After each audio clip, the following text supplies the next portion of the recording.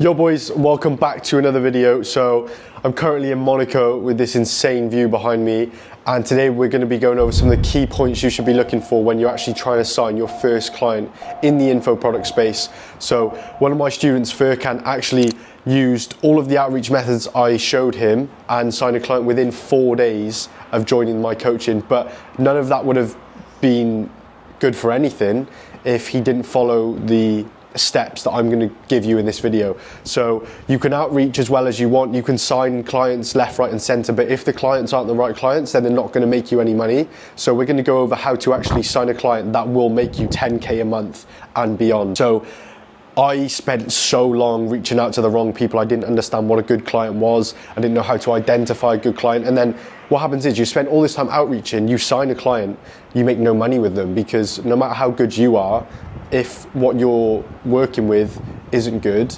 then you're not going to convert any of the traffic, and the client or creator you're working with isn't going to be able to deliver the service that you've actually both set out to deliver. So these key points today should hopefully help you when you're outreaching, that you can go based off them. Does this client have this, and this? If yes, then I know I can outreach to them.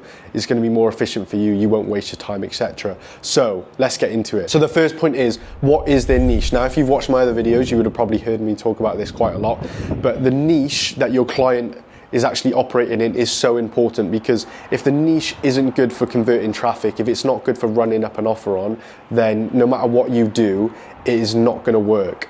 So I spent so long outreaching to people like cooking creators, fitness creators, music, you name it, all of them, because we think that these people want a service, and there will be people in the audience that do want a service that is provided.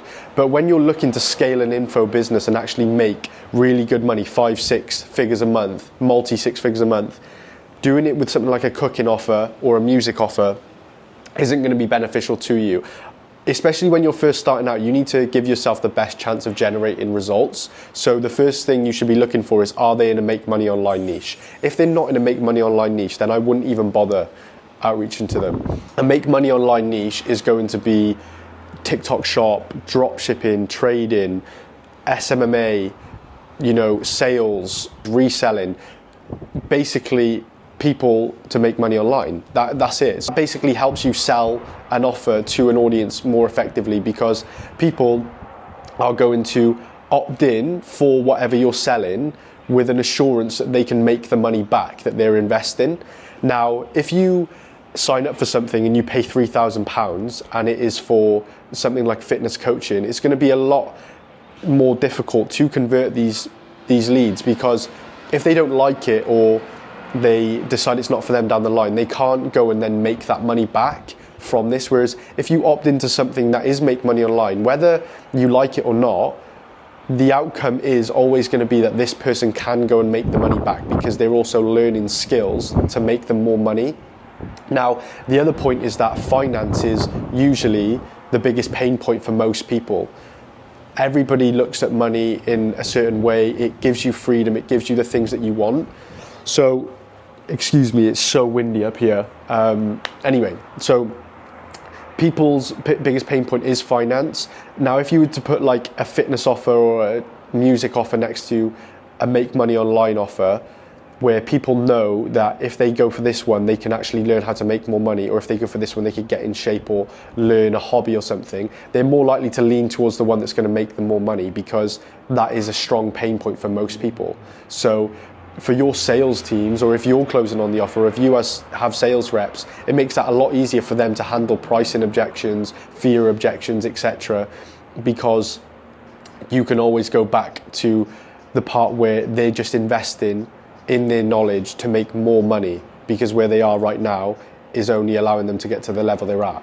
So they're not investing all of this money for no reason. They're investing it because they have a lack of knowledge right now, and you can always go back to that point. Now, another part of that as well is keeping up with the trends, what is on social media. Everywhere you look now is people that are in make money online businesses living the lavish life that you want, and that is what all of these leads and traffic that will be coming through the funnels, that's what they desire. So when you sell a make money online offer, they're going to opt into that because they want the outcome, they want the destination, right? So they're more likely to want to opt in to something like that when they can also see that your creator is living proof of it, if they're traveling, they're buying the things they want, etc., rather than in a offer like a fitness niche or cooking or something like that, where the desired outcome, the desired state isn't as strong, it doesn't have as strong of a pull. So sales is all about solving problems and people's pain points, etc. So when you're looking at a niche, it should always be make money online niche all the time. So that is the first point, go for the make money online niche. Okay, second point, viewer to follower ratio. In this space, if you're a beginner, you probably want to sign a really big client, as we all do, obviously, but that means you can often get misled or carried away when you see a big number on somebody's following and you're like, oh, they've got 200,000 followers, so they would be really good for selling info, right? And then you end up not doing enough research, you're not doing your due diligence, you sign this client and then you make no money. That is because you may have missed out a really key step, which is going onto their actual feed and looking at their views and likes on their posts. So what is their views to their following? Like, is that ratio good? Because somebody could have 200,000 followers, but they get no views on their reels. This tells you that their followers may be from a really long time ago, they could be fake, they could be bots. There's a lot of things that shows you that the followers aren't engaged and their views aren't actually up to scratch with their following. And it doesn't matter how many followers you have, because if people aren't viewing the content, you can't take them viewers and turn them into leads through your funnel to convert them anyway. But we can get misled with that big number.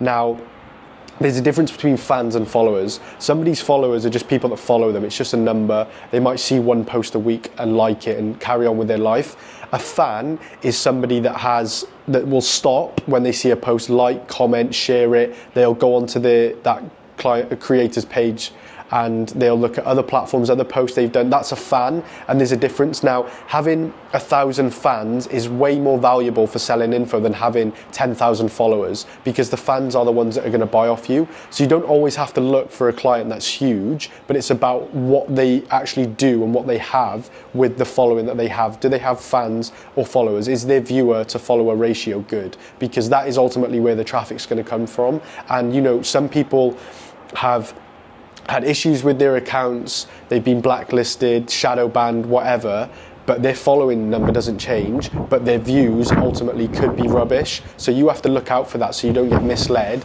and then end up signing a bad client. Okay, so the next point I want to make is about what is the demographic like of the following that your creator or the person you're looking to outreach to has. What is their lead quality like? So if the lead quality is rubbish, then that's going to make it really difficult for you to sell.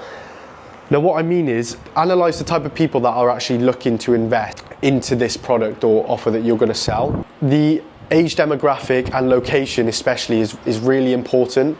So if your creator has loads of views, but the viewers are all 12-year-olds, or they're people of a low quality that don't have much money to spend, or they might be from countries that are really far away from where your creator is from, so there's going to be a language barrier or something like that, that's going to affect the offer a lot. So if you don't actually look at who's viewing it, then again, you could be misled. So if the age demographic is like 40-year-olds, the creator is talking about real estate, you know them 40-year-olds are more likely to have a stable job, savings, some of their mortgage might be paid off. For you, that means you're more likely to have ready-to-buy leads that come through the funnel, they've got the money to spend, so your offer is going to do much better, and that will help you, because the whole point of this is don't sign a client for the sake of it that's going to make you no money. Know who you're actually going to sign and what they're going to do. So having leads like that, or having leads that are maybe younger, maybe 25, but they're also they've come through uni and they've realized it's not for them, they're ready to make a change. Them type of leads are good. If you've got people with not much money to spend, if the viewers are very young, so like 12, 13, 14, 15, people that need their parents' approval, they don't have money to spend, or they're from, you know, the other side of the world, that is going to be so much harder to convert. So no matter what you do, the traffic isn't going to be warm, it's not going to be good traffic, so the offer probably won't go very well. So make sure you're actually analysing what the age demographic, the lead quality, the location is like for the viewers looking at this person's content. Okay, so this actually brings me to my next point. When you're selling info for people, you can either outreach to somebody who's never sold info before or somebody that has sold info before. It doesn't really matter.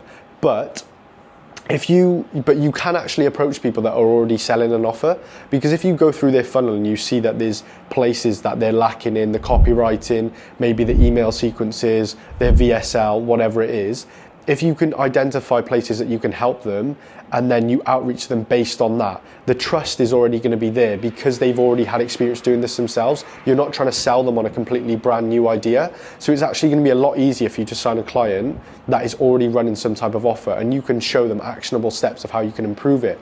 Now, things to look for is, do they already have a free community? Do they have a newsletter? Things like this, because the funnel starts in the content, but you don't always have to have something paid to be part of a funnel. If people have signed up to a newsletter, if they've signed up to a Telegram or a free community or a broadcast on Instagram, that shows you that people are engaged and they have opted in.